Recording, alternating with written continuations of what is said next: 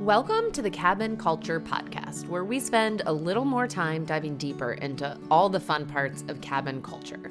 We like to think of this as both the material and imagined expressions of how cabin lovers, dwellers, builders, designers, and dreamers wish to live a more simple and authentic life. On this episode, we're chatting with Spenser, who co-owns the retreat at Fall Branch Falls with his wife, Marcy, and 2 sons. We first met on Instagram and connected over a mutual love of cabins and data. And on this episode, we chat about the best and worst stay of their build, how adding the cabin to their family has changed their sons for the better, whether hosting is nature or nurture, and the unique way they structure their rental calendar. I should warn, I'm not sure why, but this episode has more than our normal amount of swearing. Like, at least 4 to 5 F-bombs are dropped. So if you're listening to this in a car with kiddos, we might recommend you hold off until you have some headphones handy. I blame Justin. Okay, let's get to the conversation. Oh man, we got the whole crew on tonight. I know. Sean's going to hide himself in a second. He has officially become our producer. So what's up, Sean? Hey man, what's up? Why are you going to go into hiding? I'm taking the role of producer. There's too many cooks in the kitchen. We don't let them talk. Spenser, your lighting is on point right now. Did you see the picture I posted? Okay, I just reshared it. Yeah, I'm so impressed you did this with all home lamps. I'm in a dark room with I don't even know. You're making our YouTube channel look good. Thank you for that. Well, how many lamps you got working? Time. I am so excited for this. This has been a long time coming. But here we are. COVID is gone. We're doing better and we're ready. You're alive and well and speaking again and ready to go. That's right. Well, I actually forgot you had COVID. I meant to follow up and ask how you were feeling. Sorry, Janice. You could tell that he really cares about. Justin, that's terrible. I mean, even I followed up with Janice. I mean, that's right. Did you really? Just like yesterday, I think. Okay, I'm ready to dive in because we have a whole list of questions. And as we all know, my bedtime is at 9. So an hour is really pushing our luck here. It's just going to start. That's right. What are you drinking? Whiskey? Jesus. I mean, Janice, last time we talked, you said we were going to pop some champagne. Oh, that's a good point. You forgot. Hold on. Let me go. No. It's fine. I've got my whiskey. I don't need champagne. Okay, wait, but I don't even have a beer. Justin, do you have something to drink? Okay. Is that water? He's got a Yeti of water. It's vodka. So Justin, you have 30 seconds to go get something better. Spenser, I'll be right back. You're not alone. I'm still here. You're not gonna watch me pick my nose? I can let you if you want. Sean, how was the big snow? It was nuts. We lost power. We obviously lost visual and internet to our doorbell cam. We had just kind of updates from the guest, but I don't think we expected as much snow as we got. We knew it was going to be like a big storm, but he kept saying oh, I'm trying to dig out my car. Yeah. We finally saw it, came back on the camera. 40 inches is crazy. You got 40 inches of snow? Yeah. We got dumped on. Yeah. Wow. We got 10, but it wasn't that bad. I am sorry. And you lost power again? And we lost power because the fucking generator wasn't hooked up. Layla, God damn it. We don't have a generator. We totally should have one. Yeah. Do you have one, Spenser? No, we don't. Yeah. Do you lose power often there though? We lose power once every couple of months, and it's not for snow, it's for high winds. I mean, there's 1 or 2 roads in and out, and if a tree falls on a line, that's it. Yeah. For 1,000 people, But long-term concern for you all, since it doesn't get that cold down there, I'm thinking about our North Carolina property. Is it more about freezing or is it just about inconvenience to guests? Inconvenience to guests. We did have pipes freeze this winter though. The Christmas one. Yeah. Every single house we own, from Maine to North Carolina, had lost power and had at least some bit of frozen pipes. Yeah. Hey, how's my audio, by the way? I mean, I can change it up. It sounds good. Are we live yet or no? We can be. I'm going to edit it, so I'll just, figure it all out. Okay. Better than Janice's audio, so we're in good shape. When we first started talking about this podcast, I said to them on one of our first calls, I was like, listen, the only thing that I'm really picky about is the audio quality. As a videographer, that just really matters. And then guess who fucks up the audio all the time on this podcast. It's not Justin, I'll tell you that. It's 100%. And I don't do much. Janice was like, I swear to God, if you guys fuck this audio up, we're done. And we're like, holy shit. All right, I got the mic. I'm good to go. And then Janice has her mic backwards, not plugged in. So on that note, let's dive in. Can you start by telling us a little, for anyone who doesn't know you, just like a little overview of what you do in real life and then what you do in your Airbnb life or your cabin life? Let's say wonderful. I should say that I'm like only half of the equation here. Marcy is our other half of the equation, and That's right. She's not here tonight. She fundamentally hates being on social media, but she actually manages and runs the majority of the cabin operations itself. So I'll get to speak on her behalf tonight, but she's not here tonight, unfortunately. So shout out to Marcy. Shout out to Marcy. In the real world, we both work full time. We're both in advertising. I work at an advertising agency, and she works at a local phone company, and we're full-time advertising people. And the cabin has been our on the side way to, I don't know, engage other people and have something that's fun, that's for us and for our kids. And it's a blast. One of the things I love about following you on Instagram and hearing about your cabin life is that your kids are such a big part of it. And I'm curious how it's like changed your family dynamic since you've added like almost another family member, it feels like, with your cabin, how it's changed like what you all do in your free time and what changes have you, because your kids are old enough that I suspect you've noticed changes in them as well. Unbelievably so. And that's such a good way of putting it, that we've almost added another family member, because that is almost how our conversations go. The kids ask about the cabin and how the guests are doing. And really, it really is like it is a whole family thing. And I know that we post about that, but they actually do have jobs that they do at the cabin when we're there. Like as we're leaving, Miles, our younger one, he's 7 now. He's the one that sets up the fireplace for the next guests before they come. And he's the one that's chopping the kindling up. And Luke's the one that's helping picking up trash and picking up garbage and helping get the car loaded on the way out. So it really is like a whole family thing. You asked about how they've changed. And before purchasing the cabin and before opening and running the cabin, they weren't inside kids. I mean, we did a ton of stuff outside.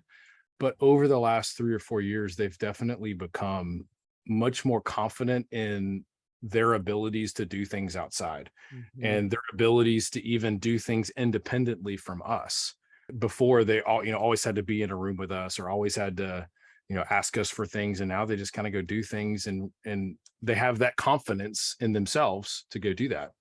And I don't know if that's just from being out in the woods and experiencing and living in the trees for days on end, or if it's just something that they grow into. But for sure, over the last 3 or 4 years, they've become much more independent in their thinking and in the way that they act outside. Like Luke, for example, our oldest, who's almost 9, used to be afraid and concerned with going outside in the dark, right? And now, like, he'll walk in the dark by himself, even at the cabin, and it's like not a thing for him. And he'll go out to the car, and it's just this sense of confidence that they've had since we've done it.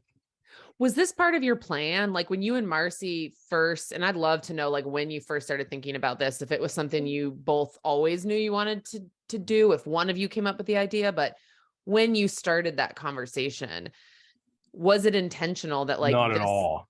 Interesting. No, you just started noticing it once you bought the cabin. Totally unexpected. Wow. We did spend a lot of time outside. We had here's a fun story for you. I don't know if we've told it at all.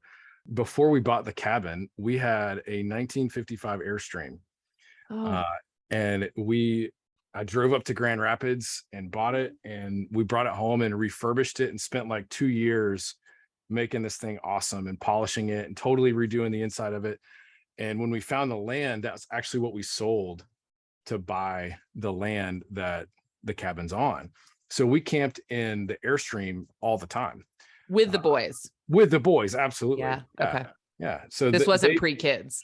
No, that wasn't pre-kids. That was immediately before, they were 1, 2, 3 years old whenever that was going on. But that little Airstream that we bought kind of funded the start of the cabin. Yeah. You missed that Airstream? No, not at all. Not at all. I was wondering if you felt any sort of way about selling it. It was Justin gorgeous. is getting ready to sell his. I'm also selling mine. If you want another one, we have a 1969 land yacht. No, we had a 1955 Safari 22 foot. And it was super cool. And we redid the whole thing. And it was just a love passion project and a headache at times. Yeah. Was that the first big reno project that you and Marcy ever tackled that got you into this? Or was there stuff before that led you to then buy that? Yeah, there was small stuff before that. That was probably the first major thing. I mean, we've owned, I think we're in our 4th house now in 14 years of marriage. And the first 4 years of marriage, we lived in 3 houses, and we would like work on them a little bit and then move on to the next place. Was it like a flipping? No, like, no, not money at all. Or just no? Okay. No, not at all. It was kind of just a product of work. My day job would move around. And so we lived in this little town called Cartersville, and it was an old house right in downtown. And so that one had all kinds of stuff. That was really my first house that needed a lot of work that we worked on. Did you have the skills when you bought that house? So you're like, I can work on this? Or is that the house that taught you the skills? No, I learned a lot at that house. I'm fortunate to have family members that know a little something about being handy. And so, you call them and they'll come over and teach you how to do things, or you go ask your neighbor. I think that's one of the things that's important, is just finding people that have the skills to do the things and then having them coach you or learning from them. Yeah. Okay. This is great, because my next big thing that I really want to talk about is the build. But before we get there, can you just kind of describe, this is obviously not a visual medium, but can you describe for people where you're located, what your land looks like? And I almost want to picture, because I've started to picture it when you talked about the boys, but what does life at the cabin look like? Just so people get a feel of where you are. Yeah. So we are in a temperate rainforest, and it's right at the very southern end of that little rainforest that is in the Appalachian Mountains. And so we get a ton of rain. Everything's green. There's rhododendrons and mountain laurels and blooming things nearly not quite year round. There's always green stuff. And there's a creek that runs right through. We're kind of situated in this little valley almost of 2 big hills that meet, and there's a creek that runs right at the bottom of those 2 hills. And so we're stuck right in there. The corner of our house is 6 feet from the edge of the water. And when we bought it, it was a old shack. I called it the old murder shed, and it was looked like it came out straight out of a murder movie thing. What was its past life? What was it before? It was a hunting cabin, or? Yeah, it just this couple who was now elderly built it in the 70s and 80s and camped in it a couple of times and used it as a getaway. But there was, when we bought it, there was no water, no running water, no power, no septic, nothing. There's no cell service there. It's perfect. Okay, now I have a question, because it's small and you didn't really it's pretty impressive the way that it is right near the water, and it's pretty small. And I think the question probably a lot of people think when they see this is why didn't you just knock it down and build something bigger? Why did you stick so closely to that footprint? Were there logistical reasons? Were there legal reasons? Legal reasons, yeah. So our property is very thin and narrow. It's an acre, or it's a acre and 1.8 acres, something like that. Very thin and narrow. So there's not really any other place to build anything. And it's super steep on both sides and comes right to the point of the creek. And really it's legal reasons. There was no other spot to put anything. And when we bought it, there's a grandfathered in law where as long as you're rehabbing a place, you can maintain the original foundation, or at least the proximity of that foundation, and keep the same location of the cabin. If we were to build that today, that property would never have anything on it. It's not shaped right to have any kind of structure on it at all. It's just, it was built before there was laws that allowed that to Yep. happen. Yeah, I think that happens a lot, like especially with a lot of these interesting spaces. Yeah. So what was it that sold you on it? The narrow piece of land, the murder shack, the proximity to water that could flood? Like, what was it that you and Marcy saw and you were like, this is it? Yeah. So we've been looking for property for years, literally years. And we have always kind of kept our eye out for something. And we were actually working with a real estate agent in Blue Ridge, which is the kind of the closest big town that we're in. And when we were talking with her, we're like, here's what we want. We want a cute, cozy, quaint little cabin that's super cheap because we've got almost no budget and next to the forest and on running water and doesn't need a lot of work, but A realtor's dream. a realtor's Yeah, dream. right. That's right. That's right. And she told us, she said, you're never going to find what you're looking for. And those are the exact words that she said. I love her optimism. That's a good Yes. realtor. Yeah. Yeah. She'd only shown, and it's not like we had worked with her for many months. She'd shown us like 4 houses. And she said, you're never going to find what you're looking for. And so in that moment, Marcy pulls up on her phone on Zillow, this property. And she was like, I really think we need to go look at this one. And I said, I don't think so. It's right next to a super popular hiking trail. I don't think that's what we want. She just said, And I think like 10 people have been killed there. So maybe not. So it was like the worst Zillow pictures you can imagine. I mean, it's like someone took them with an old disposable camera and scanned them in, you know. It was probably like a disadvantage even having pictures of this like old murder shack. It Like if it was probably just wiped was. out in like a gorgeous creek, I'm sure that you could have sold that thing for 10x. But looking at the Exactly. shack, you're kind of like, maybe not. Exactly. But she was insistent. And so we told the real estate agent, we're like, hey, we want to go look at this one. And she said, I'm not going to show you that property. Do you want that? There's no way that you want that property. I'm not going to show it to you. Had she seen it before? Yeah, she had. I think it was actually her company that had it listed. Interesting. So we drive down there, we leave her, we get in the car and we're like, we're not working with her anymore. Goodbye. And we get in the car and drive down there. And I mean, kid you not, my major thing was that it was right next to the most popular hiking trail in Blue Ridge. And which means it's immediately on the other side of the creek. People are literally 10 feet from the cabin. And I was like, I don't think that's what we want. And we show up, pull into the front of the driveway, and they've got this big ceremony going on where they're closing the trail. The day that we show up, and they're doing like hot dogs and hamburgers, and they're like, "We're closing the trail." Like, oh my gosh, are you serious? So we go up and we talk to them, and they're like, we just say, "Hey, we're here to look at this property." And he's like, "Yeah, there's a real estate agent that's actually one of our members. It's the Benton Mackay Trail System. I don't know if you know what that is, but it's a 300-mile trail system that runs up through North Carolina. Really? From Georgia up to North Carolina. Yeah. Huh, I haven't heard of it. Check it out. I could hike down to you. You certainly could. Just take me a little bit. So they're like, there's a real estate agent that's one of the members of the Benton Mackay Trail Association. He's here today. So that's crazy. So we walk up. I walk on one side of the creek. She walks on the other side of the creek. It's 50 yards from the road. And I look over at Marcy and I'm like, this is it. Like, there's not a doubt in my mind at that moment that this is it. It just Did she feel the same way? Because So she I was the look- one who wanted to go there. Yeah. I look at her and she's grinning and I'm like, this is it. She And knew too. Yeah. About that time, this guy comes walking up behind me down the old trail that's now closed. And he was like, hey, this trail's closed. I was like, you would happen to be a real estate agent, are you? And he was like, yeah, I'm Jeff. I'm with the Benton Mackay Trail Association. I was like, that's crazy. So we're going to buy this cabin from you.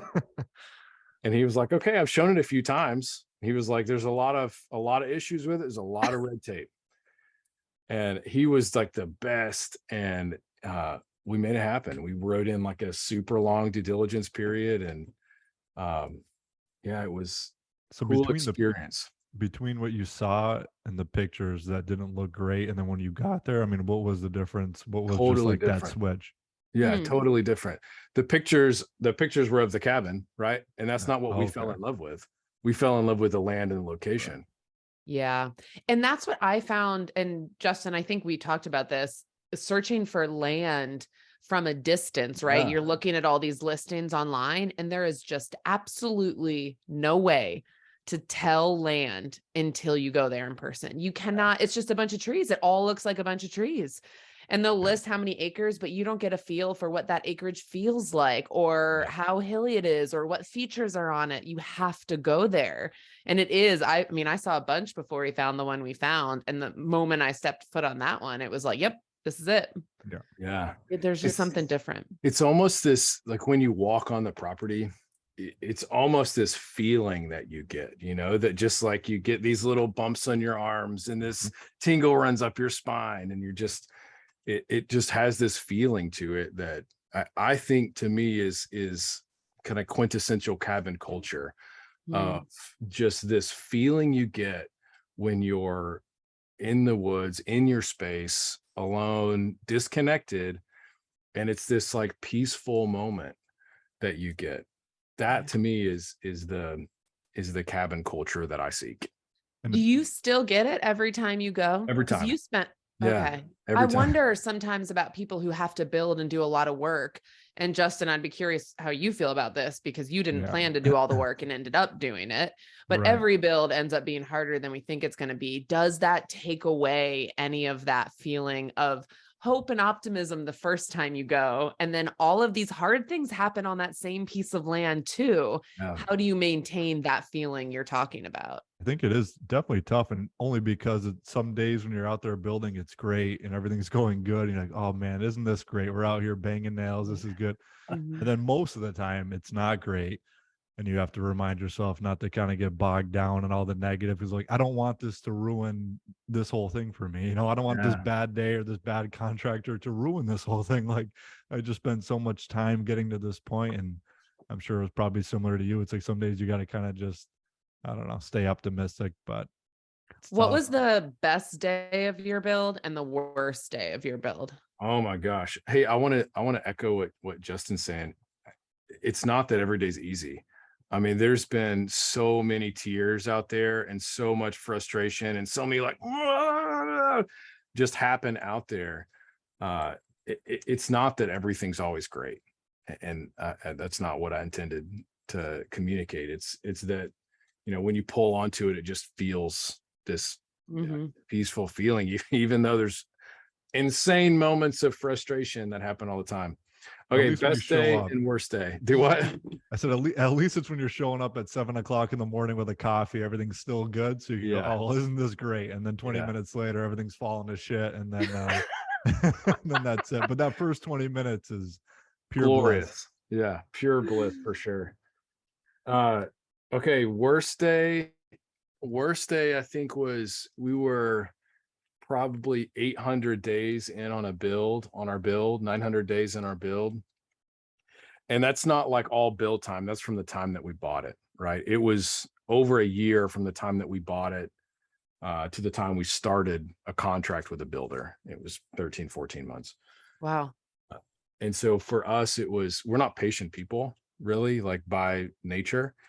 And I think for us, it was there was some point where a month had gone by and there'd been no progress. You know, 6 weeks had gone by and there's no progress. And you keep, like, we live an hour and a half from the cabin, and you keep driving up there and there's no progress. And at some point you get to this point where you're just pulling your hair out, like, why hasn't anything changed?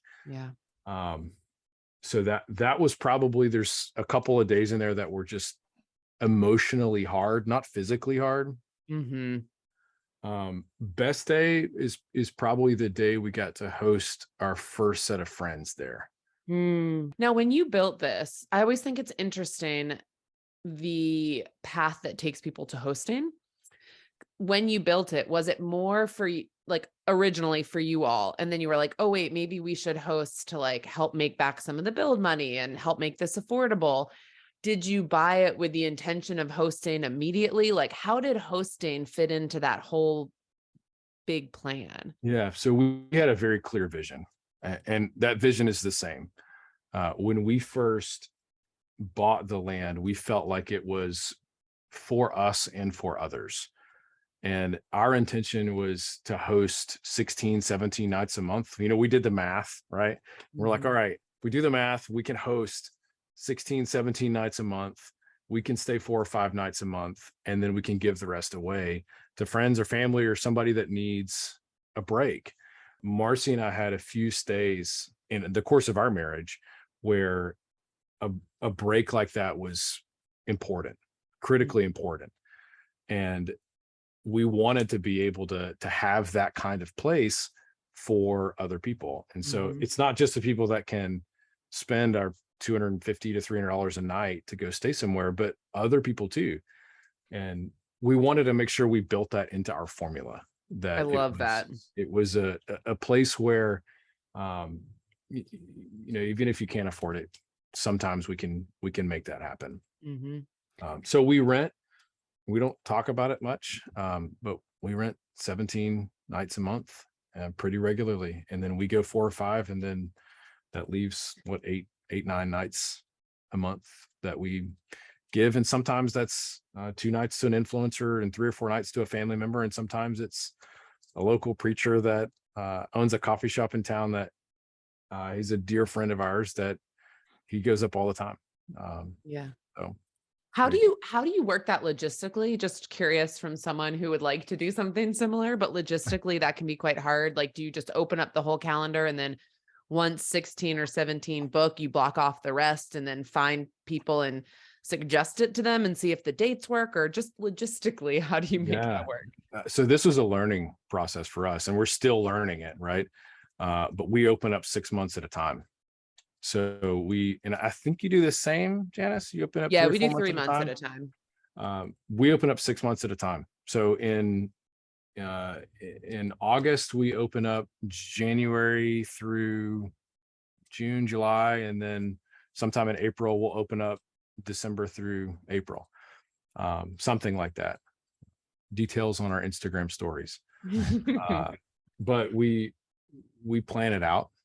And we block 3 or 4 nights in the middle of the week somewhere for our giveaway nights. And as they come up, a couple of weeks beforehand, we can rent them out. And if there's not like a person that is in need at the moment, or we don't have anything that pops up, then we either will go or we'll list them back again. This is a smart way to do it, because I think what you said of we include that in our formula from the beginning. I think if you don't do that, then that's tough. Very easy to let other people control your calendar. It's the reason that we do 3 months at a time, because when you open it up completely, then we found other people were controlling when we could go versus us controlling and then sharing it when we could. So that makes a lot of sense. And it's unfortunate. And I know you talked about it on one of your past podcasts, but it's unfortunate Airbnb dings you for that because you're not fully open. You're open, you're open 6 or 7 nights, and then you're closed for 3 or 4 nights, and then you're open 5 or 6 nights, and then you're closed. And that does have some sort of impact on the way that Airbnb works. Yeah. But you probably don't struggle with that a ton because of the work that you've put into Instagram. So you have this steady channel. You don't rely on Airbnb so much for marketing as you do just for logistics of this probably helps you manage the bookings, but you're actually generating a lot of the traffic. Yeah. I'm not sure many or any of our bookings now come from Airbnb. Yeah. They're Levi Kelly or Ethan or Victoria, who does some amazing pictures, or our Instagram that people book through. Yeah. Which leads me to my question about your Instagram. I think people tend to start an Instagram account for themselves, their business, or their cabin for a variety of reasons. When you first started the cabin Instagram, what was your vision and goal for it? What was the purpose behind it? We were documenting for ourselves, and it came out of the Airstream because I used so many people's Instagram, and there's some Airstream specific sites that we were following along to help us when we were renovating our Airstream. We were just doing the same thing with that. We were documenting the progress and what we were doing and the thoughts we were having and decisions we were making on Instagram. And I grew up a photographer. I was a wedding photographer in college. And obviously I still do a lot with video and photography today. So it was a natural medium for me. And so the goal was just to document and share with other people. It was Yeah. not, I mean, despite your work in advertising, your goal was not marketing. No, it was really how can we document this, and how can we create a platform that somebody may find helpful someday. Yeah. And it's fun. I really do enjoy it. I mean, it's like something that I really find almost as a hobby, right? Me too. I feel the same way. And I feel Yeah. like the people who spend a lot of time on it are the ones who usually enjoy it, which is a good thing, that Yeah. it isn't work. It does feel like joy. How has it changed for you from the very beginning when you were documenting for fun and like, maybe someone will find this useful, maybe, and now like, 70,000 people find it useful. How has that experience changed for you as the creator, and how has the community changed? Yeah, there's a small part of me that misses like having 2,000 followers, Yeah. No- Why? What do you well, miss about it? it's almost like when you have that few, it's just like this carefree posting of, what I'm doing. And I don't know, you almost have this space to be creative. When you gain a large chunk of followers, I guess that's large. It's relative, right? Mhm. To me, it feels large. Mhm. That's large to me. You start to question and rethink everything that you do. And it's this constant battle in my head of, I just need to post what I want to post and what I enjoy doing, Yeah. rather than what's going to please the people. Yeah. And that is like a real mental battle. I don't know if you go through that, Janice. Yeah. I mean, all the time. It definitely has changed from 2,000 to 10,000 to, 50 and more. It's been a different experience. I miss the community. I felt a much Yeah. stronger sense of community with less than 10,000 followers. I think because they never hesitated to DM me, to reply to stories, to offer their input, to ask questions. And the more followers That's so you true. have, I think it stops people. I think they're like, oh, she's not going to see my message, or she's not going to respond to it. And I get all the time when I do reply to messages, they're like, oh, thank you so much for replying. And I'm like, thank you so much for being invested in what we're doing, Yeah. But early on, I didn't have to say that. Like, we all kind of felt like we were in it together in a way that, at least that's how I felt. I'm sure for them, it's like a blip on their radar. But for me, it felt like there were all these people who were just being really kind and supportive and involved. Yeah. And then the more followers you have, even some of the pen pals I made at the beginning kind of dropped off when we got more. And I was like, oh, I wonder what happened to them, and I don't know why. It could have been, a million reasons, but it feels a little bit lonelier with a lot more, ironically, than when there's a smaller community. Now that Can you you're imagine being like a legitimate celebrity? Oh my God. It'd be terrible. Now that you're Yeah. done with your build though, do you kind of like, are you stuck with like when you're making posts, are you thinking about potential guests seeing it, or like potential cabin builders, or like, I guess now how has that changed things now that you're done building? I think documenting the build, you were probably thinking about other people doing that, but now I think, has it changed at all? Yeah, it has. Great And question. now it's what's hosting like. What is it like to host in a remote place? And what's the impact had on our family? And we should post more about our family specifically, but it ends up being a lot about the cabin. I think that's a member of your family. Yeah, a member of our family. I think that's one challenging thing, is like our Instagram is all about the cabin, but there's this whole other side that's not the cabin. And we feel a little bit odd about posting when these people started following for the cabin, about interjecting our family life into that. Yeah. So still TBD on if we're gonna start interjecting more family life or not. Yeah. Do you find it tricky posting about hosting? Because I found this transition hard. It was really easy for me to talk about the build and things that we were struggling with, or things that were going well, because the things we were struggling with were usually related to me, like fucking something up or making a bad decision. When it comes to hosting, the things you're struggling with aren't always you, it's guests. And we also use Instagram to market to guests. And so that line between honesty and, like, the one in particular that stood out to me was when the hot tub was left open and it was frozen. And I wasn't trying to call anyone out, but I posted about it because I was like, I didn't even know this could happen. Like literally, I've had a hot tub in North Carolina for 6 years and I never once thought about this. And all of a sudden my cleaner sends me a picture of a half frozen hot tub. And I was like, well, shit, the people need to know that this can happen, you know? Keep it But covered, then, y'all. yeah. And then also it's good education, keep it covered. This is a risk, but it wasn't, and no one got upset. So I didn't, but I did think later, like, oh, I hope they didn't see it and think I was trying to call them out. But like, do you struggle with that audience piece of like, Yeah, what for people sure. want? For sure. Yeah.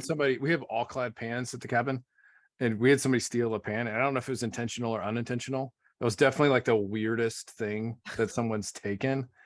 Oops, it accidentally ended up in my bag. Like, how do you steal a frying pan? Yeah.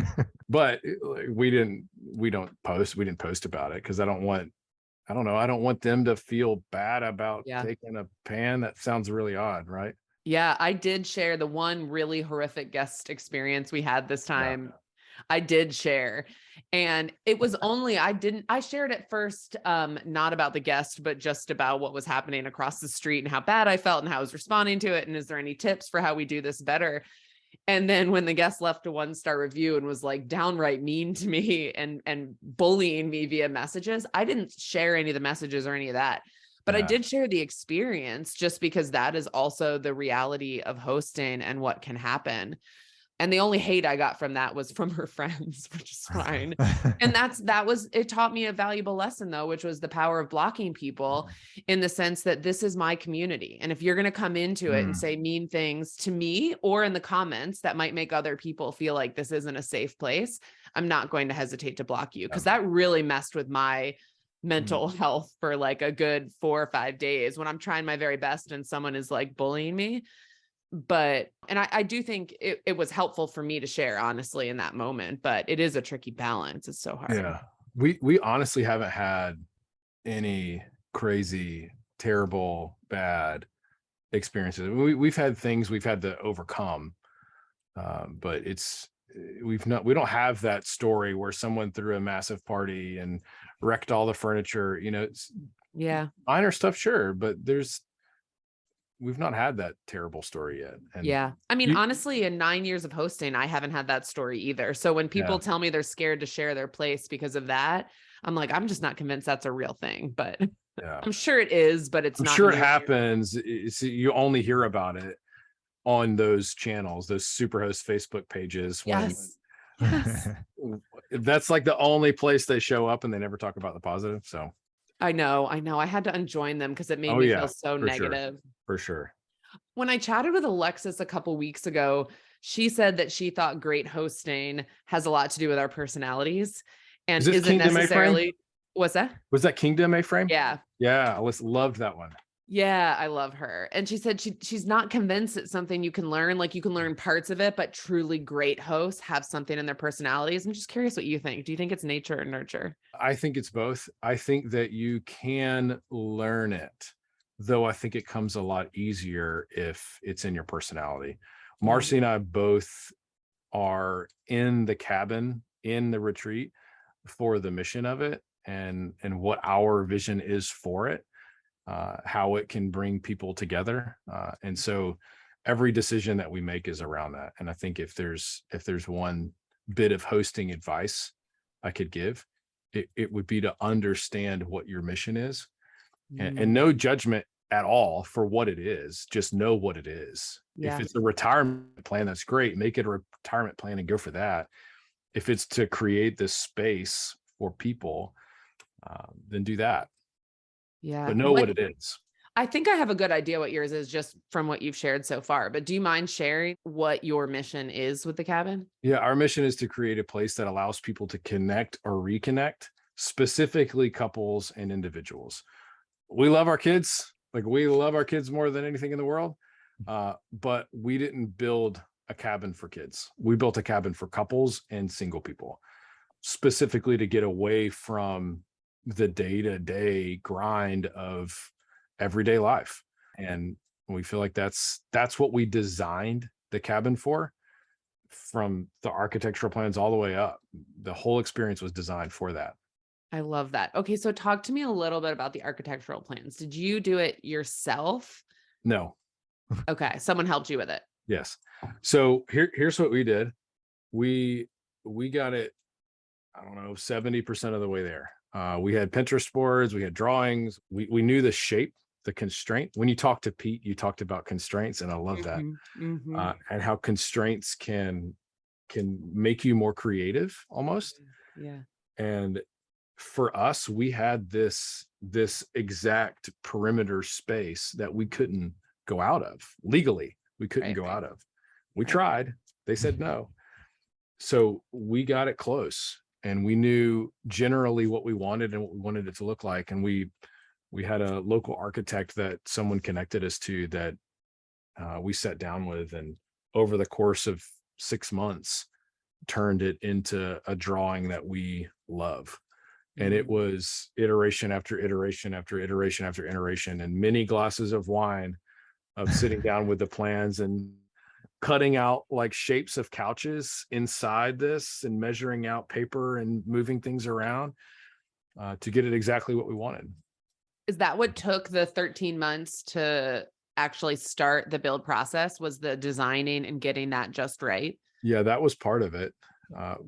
Part of it was finding a builder. We interviewed and vetted many builders. And I think my story is a lot like Justin's story on builders. And we don't have to go into or hash that out, but finding a builder that's willing to do what you want to do and get on board with your dream is a big deal. Can you talk a little bit about that process? Because I actually get asked about that a lot, and I don't have a good answer because my cousin is a badass builder, and I just went straight to him and he delivered start to finish. So that's not a good answer. Aren't you lucky? I know. I'm sorry, Justin. You hate that. Most people hate that answer to that question. Yeah. So the question they're usually asking is like, do you have the plans first and then you shop them around to builders? Do you find a builder first and have them help you work on plans? What did that process look like for you? So we had the plans first, and then took those to a builder. Just one builder? No. We took them to a few and said, hey, here's kind of what we're wanting to do. It's a really unusual build. Meet us out here on the property. And some of them won't. Some of them won't meet you out there. Why? Well, we're 30, 40 minutes away from where they were. We're 20 minutes from Blue Ridge. They were, 25, 30 minutes away. So that was a challenge. Finding someone that's willing to work on our cabin's 480 square feet. This is a tiny project for them. A cozy project. a small profit margin project for them. Yeah. And we understand that. And finding that builder is a challenging thing for sure. And it really just takes time. It was probably 9 months from the time that we started looking for a builder to the time that we actually started building. Yeah. I think that's something that people don't understand for anyone listening who wants to build a tiny space, which is a lot of cabin owners, right? And I went into it thinking I wanted tiny, 1, because I love cozy spaces. 2, I wanted to host couples, but 3, I wanted to keep my budget down. And I was like, building a tiny space will help. And I think that's a misconception for a couple reasons. And we've talked about one of them before, but I think finding a builder is really hard because of the profit margin thing for a good builder. And my cousin's this way too. Afterwards, he got a bunch of requests to build that same cabin, and they didn't want to do it because they knew if I build a bigger house, or they do a lot of commercial work and breweries, like that is a longer, bigger, more expensive project. And as a business owner myself, I understand. I get it. I feel the same way about video projects. And so it is hard to find a builder who will take on a smaller project. I do think that's why a lot of folks end up teaching themselves the skills and doing it themselves. Yeah. I would do it different next time. I mean, what would you do different? If I were in the position I was in 4 years ago, I would do a better contract with a builder. If I'm in the position I am now, knowing what I know now and how to do the things, I would probably GC it myself and go through that process, though I'm sure that comes with its own challenges. but at least I'm in control of the project and the communication of the project. Yeah. Justin knows a little bit about that. Yeah, I mean, that's definitely tough. I mean, because at that point now you're juggling all the subcontractors. It's like if you have a builder, Yeah. you're just yelling at him, dealing with him. But it's like if you have all these subs, now one's complaining about the other one, and you're not there because you're an hour and a half away, so you're not on site to see it for yourself. I mean, it's definitely tough, and doing it remote it feels impossible at times. I think if I could whisper in my ear 3 years ago, it would be to adjust my expectations and focus more on the build quality and creating the space rather than the timeline. I mean, we were so just like, let's get it done. And I wish we had been more, let's get it exactly right. Yeah. Right. Even though it did take that long, it would have saved us a lot of heartache. Because there's a lot of stuff you then end up wanting to redo later, and redoing it is infinitely or a lot more expensive than doing it right the first time, even though it does add cost often doing it right the first time, but it's hard to, I don't know, at least for me. When it's a tiny home too, it's like a lot of people would think it's probably easy and simple, but it's like every detail matters and there's no room for error. Like you can't mess up and hide it. That's right. If you make this wall a little bit off from this wall, it's like everything matters when you're only talking about 500 square feet. That's right. And yeah, it's crazy. You can't make any mistakes. You know, you get a big 2,000 square foot home and it doesn't really matter. No one's looking at the trim on your door, but if you have 2 doors in your house, that's all you're looking at. That's right. So you pay attention to everything. It's crazy. That's right. I love having conversations about big picture stuff, but I am going to zoom in really detailed for just 1 second because I think this could help a lot of people. Can you talk about the contract piece? What would you have done different contractually with the contractor or the builder and art? Like, I didn't even know, if we're being honest, that there are different ways to do this contractually. Yeah. I mean, you own your contract. The builder will give you a contract, but ultimately you're the one that signs it. So you're going to have to come into a negotiated deal with this other human being. Right. So for us, it would have been, and this is just specific to our unique situation. What happens if the builder stops for 6 months? Yeah. Can we get out of that contract? Do we still have to pay the builder in these installments, or are we allowed to take our money back and walk away? Yeah. There's definitely those parts need to be in a contract, and it's just things you don't know when you're doing it for the first time. Now, did you guys do like a lump sum? Was it like a fixed No, we had amount? we had 3 installments. But like, did he give you a price like I'll build this tiny home for $500,000, or was it like that's right. cost plus? Okay. Yeah. He gave you just a straight up price at the beginning. Yeah. See, mine was not that. It was more like, we'll give you a cost sheet that'll give you a general idea, but like any of this could change along the way if things cost more to order, or you know, you change any of it, obviously. Yeah. And and the thing that's tough is we were building, he started our build February 2020. Oh, shit. And so we built February, March, April, and then things just really just completely stopped for a long time. Yeah. So a case like that, it is important to note that having like a fixed lump sum contract could work to your advantage. It did work to our agree advantage, to build it at a February price, and then those prices quadrupled, and in the summer he's still contractually he's tied to that number, where we did more of a cost plus. So it was like, the cost of materials went up and so did our That's what mine price. was too. And, and then labor on top of it. So, which they both have their, their pros and cons, but in that case, kind of, could have got lucky there depending on how things worked out.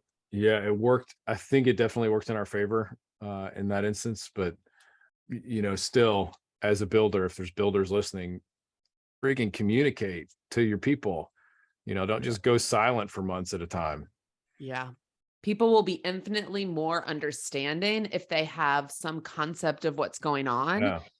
And even if it's not the answer they want, I think about this all the time at restaurants because I waited tables for years, but like if it's taking 40 minutes for my meal to come out, if you tell me that you dropped my plate right as that well-done steak was done, and now it's another 40 minutes, Bring me some biscuits. That's right. That's right. Yeah. I'm going to be hungry, but you're probably going to do something to make it better. If you just ignore me for the extra 40 minutes while you're cooking my second steak, Gonna be a problem. I'm just going to sit there getting more angry and more angry. And I feel like that's the same thing with builders. It's just, it's a complete miscommunication, because to you, your house is their priority. Oh yeah, we're going to do this and that. But now to them and their crew, they're like, all right, so this is a little build. We're going to work this into our schedule when we have some downtime.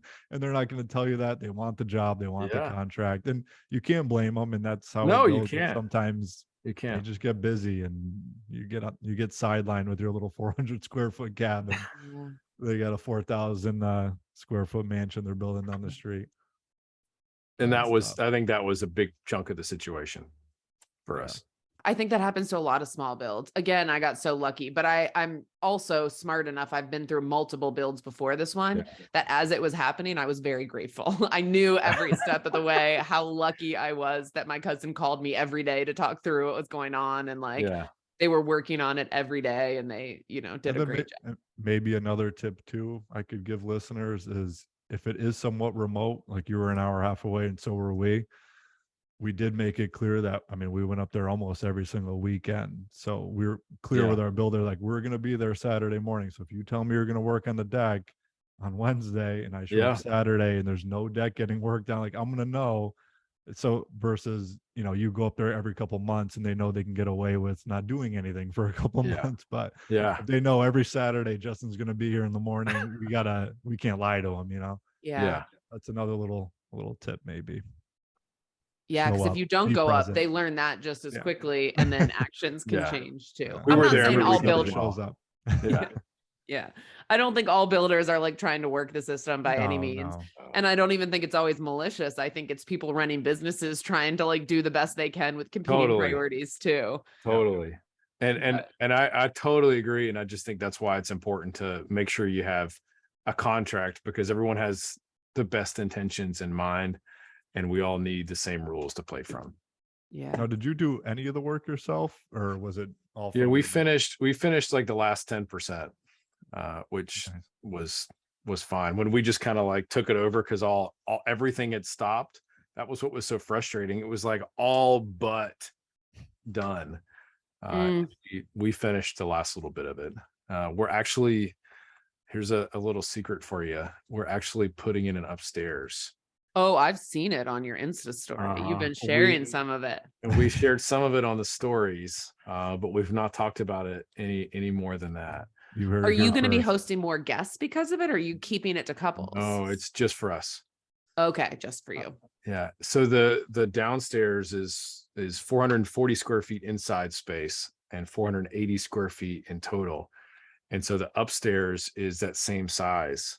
But it's got the sloped ceiling. So there's now actually three twin size beds up there, all built-in bunks, and there's a bathroom going in and hardwood floors. And so we worked December and January. We closed the cabin and worked on it for 4 or 5 weeks. This seems important as your boys are getting older. Yeah, they're kind of tired of sleeping on the floor, and the couch is only like 3.5, 4 feet long. And so one of them, if they're on it, they're curled up and crunched. And they were like, can we just camp outside? We'd rather do that than sleep on the floor. I love that. Yeah. So now there's a space for them, but it's fully hidden. Did you have the second floor in mind when you initially drew this up? Was this we down did. The road? Yeah, we did. We just never finished it. Yeah. We had a thought in mind that it could maybe one day be something if everything works out great. And it did. So we put in a little secret hidden ladder that no one knows is there. And it's got a little access point behind a picture, and it's cool. Oh, okay. I have questions for you about that off air. Because we have an additional loft that we don't want guests to use just because we like hosting couples as well. And 4 people at the most, but for my own use and wanting to host my nephews and my family, we need to hide a little ladder. But we only have a couple minutes left, and I have one more big picture question for you, which is so interesting. So I've been an Airbnb host for like 9 years. I started in my house and then moved to cabin. So I've been like watching Airbnb for a while, and it feels like it started in houses and apartments as just a way to travel in different cities.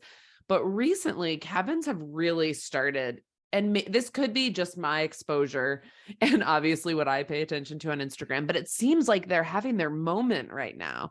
What do you think it is that that's changing about travelers, that's bringing them more to cabins than they ever have been before? Yeah, so I think this is a interesting question. Our community of Blue Ridge is a cabin community. I mean, that's like I don't know the percent, but it's a large chunk of the houses in our community are cabins. And I do think that there is a cabin moment happening right now. And I don't know if it's the culture around it, that peace and relaxfulness that's just gets me away from the day-to-day grind, that if that's the thing, or if it's being pushed by Airbnb. I don't think that's what it is. I think it's more this social moment of us needing a moment to breathe, because we've all been through the chaos of the last 3 years. Yeah. We all need that, just Yeah. that space to exhale. And it feels like there's a movement called cabin porn, which like is obviously about the escapism that we can scroll all these beautiful pictures. And Yeah. even that just gives us some sense of peace, but there isn't like maybe there isn't, I don't know about it, but there's not like a mansion core, like even a beach house porn, or like, you know what I mean? Like, I just I don't know. It's just like, it doesn't feel like it's showing up in like other types of houses in the same way that it's showing up with cabins. And I'm just curious about why people are being more drawn to that right now. Yeah, I think part of that is what you view. You know, you buy a red truck and all you see are red trucks, right? That's what I wonder, if it's just I'm so deep in this world that I can't get out of it. Well, I mean, look, MTV Cribs, the mansion thing, MTV Cribs has been around forever. People are fascinated with, That's true, with that world. But I do think that they're so photogenic, and there's this like dream life of that. I don't know if everyone does this, but I do. Just dream of like, let me just go live in a cabin in the woods and be quiet. And I think that's like an escapism thing that some people want, and you can find that, and Instagram's great at visualizing that. And it is great being in a cabin by yourself with no internet or cell service. It takes getting used to, and it's fabulous once you do. Which is your current status right now, right? You're there by yourself. That's your current status right now, right? Tonight you're there by yourself, or I'm here at the house by myself. The kids are upstairs. They haven't come down. They're asleep, I think. I love that your house looks like a cabin. You guys can't see him, but he's like surrounded by wood and a wood stove in the background. I understand your confusion, Justin. It looks like I thought you were at the cabin. Oh no, this is home. We're on the back porch. Oh, it does look like you're at a cabin though. Yes. So good job. Yeah. Well done. The fireplace we bought it after we bought the one at the cabin, and we fell in love with the majestic fireplace at the cabin. And it's a old, I know you can't see it. It's a 70s retro fireplace. I was going to correct Janice on her story because she mentioned how nice the wood stove was, and I was going to tell her that's actually a fireplace, and I learned that as well. I was looking for wood stoves, and I really like that one, and someone's like, well, it's a fireplace, and I'm like, oh really? I looked at those too. Yeah, there you go. It's really nice. Spenser, is there anything that you wish we had asked you about? I'm always curious if people have things they want to talk about that we're just not getting to. I had somebody ask this question. This was an Instagram question that came in a couple of days ago. So shout out to Instagram. Someone said, my parents have 7 acres and we want to build a cabin on it. And do you have a full-time job, or is running the Airbnb your full-time job? I don't talk about my full-time job on Instagram often or ever. But yeah, we do. My wife and I both have demanding full-time jobs. And we give that everything that we have. And the cabin takes 10 hours a week, probably of nighttime work, of getting stuff set up, and probably at least a full weekend a month of prepping and buying and writing notes and stuffing bags and getting the cabin space ready for the next month for the guests. So you can do it if you have a full-time job. It just means you have to give up a lot of your extra not work time to run the cabin, which we love doing. Yeah. It's really our joy. And it makes us even more grateful that you chose to spend an hour of your evening with us tonight. There you go. Thank you so much for doing It's been this. a blast. This has been really fun, and for your great lighting and audio. Well, Truly a treat. Oh, you actually got your fire going too, huh? It's real, Justin. It's a real fire. I just saw one little Legitimately flame. I thought that going. thing was roaring. Look at that. Here we are in our boring basement and office at home. That was fun. That was fun. Thank you for joining us. It's 9:30 and you were about to fall asleep. That's true. I am. The time change has helped a little bit. Of all weeks for us to do this at 8:30, this was a good one. Thanks so much for joining us. And if you liked what you heard, feel free to leave us a 5-star rating on Spotify or share some of your favorite parts over on Apple Podcast in the reviews. If you have feedback or suggestions for the future, you can find us on Instagram at Cozy Rock Cabin and at The Chalet Frame, spelled The Chalet, CHALA Frame. Looking forward to next week.